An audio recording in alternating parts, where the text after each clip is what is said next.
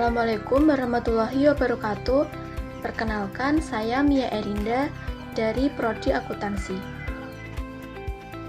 Materi yang saya sampaikan yaitu mengenai bab pengambilan keputusan investasi.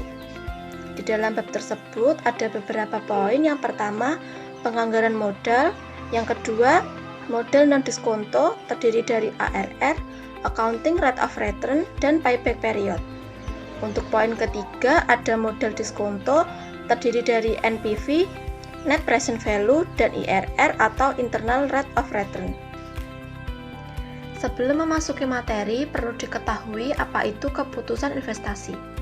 Keputusan investasi adalah suatu keputusan yang diambil untuk menanamkan modal pada satu atau lebih aset untuk mendapatkan keuntungan pada masa yang akan datang.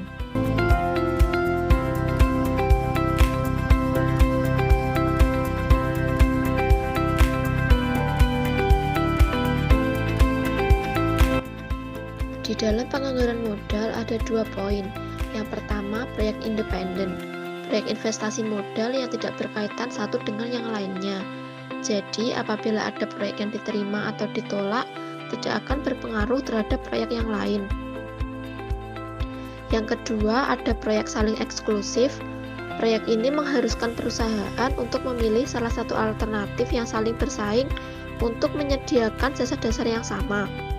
Penerimaan salah satu proyek ini akan menghalangi proyek lainnya.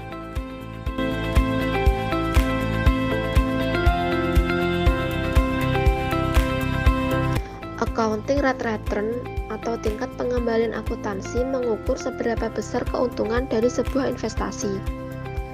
Apabila hasil perhitungan accounting rate return-nya lebih besar daripada tingkat laba bersih setelah pajak yang dibandingkan dengan nilai rata-rata dari return yang diisyaratkan, maka investasi tersebut layak untuk dilakukan. Metode ini menggunakan dasar laba akuntansi, sehingga angka yang digunakan adalah laba setelah pajak yang dibandingkan dengan rata-rata investasi. Untuk menghitung rata-rata laba setelah pajak, yaitu dengan cara menjumlahkan laba setelah pajak selama umur investasi dibagi dengan umur investasinya.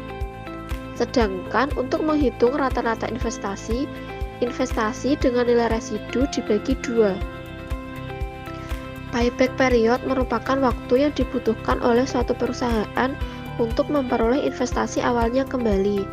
Metode ini mengukur lamanya dana investasi yang ditanamkan kembali seperti semula atau status periode yang diperlukan untuk menutup kembali pengeluaran investasi dengan menggunakan aliran kas yang diterima ketika terjadi kondisi break-even point.